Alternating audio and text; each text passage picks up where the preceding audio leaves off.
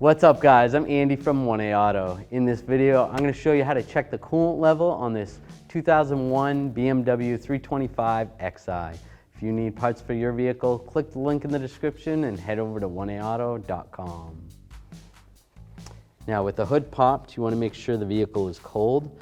The coolant is right here. There is a description on how to check the coolant level right there. Sometimes it's kind of hard to read and also understand. So pull this cap off, and there's a little, not really a dipstick, it's kind of like a float in there.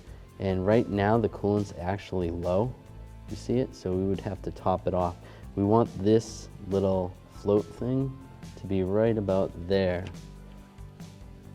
And if you see in the description of this, that's where it shows that it should be. And then the max would be up here. You don't want it too high. So where that ball would be there. So somewhere in between there, so we can top off some coolant. Make sure you use the appropriate coolant for the vehicle. You can always check your owner's manual and reinstall the cap.